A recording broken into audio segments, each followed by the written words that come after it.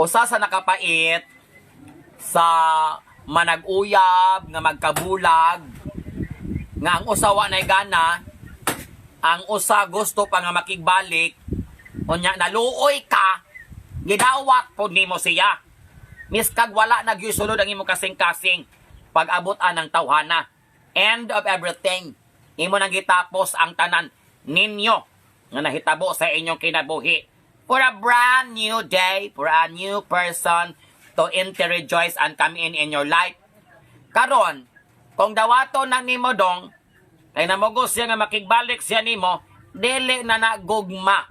Ayaw dawatan ng usa ka tawo nga tungod kay naluoy ka. Kay ang gugma dili mercy killing. Ang imong gibati, kaluoy! Unya, ang gugma, ayaw gyud na himua og kaluoy. Kay ang gugma, ang kaluoy, kaluoy. Kay ang kaluoy, walay lami. Oh! Magkuyog mo.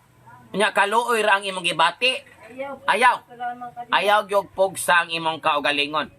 Mas may pa nga magbulag diretso na walay kaloy anay, biya ay diretso, wa nay kaptanay og lagay. Kana. Kaya nga no, kung kaluoy na lang nang nabilin diya sa imong kasing-kasing, human, ipabalik nimo siya. Maluoy ka sa babae, kay imong tinagdan og imo nga pagpangga, dili na mao. Ikaw pod no. Walay mercy ani. Bulag, layas. Wa nay balikay, walay hangyuay. Basta ing naragod for one last time, pahikapak uslagay.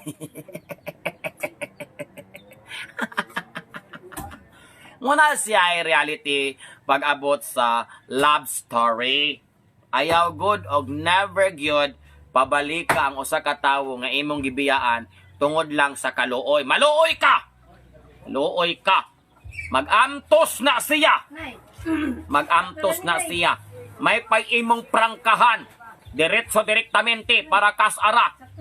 Dili kay agi-agion pa nimo lag luoy-luoy, pabalik ko nimo pagkahuman. Usa pa may kapuslanan ana. Magkaloy anay mong duha. Akong Osmon, lahi ang gugma. Lahi pod ang kaluoy. Kung ayaw gug, dawata ang tawo, ibalik sa imong kinabuhi. Kung kaluoy na lang ang nabilin sa imong kasing-kasing, walay kapuslanan ang tanan. Hagot ko nimo para unsa pa man. Taro nga inyong desisyon sa kinabuhi kay laitan ko na inyong mga fallopian tube.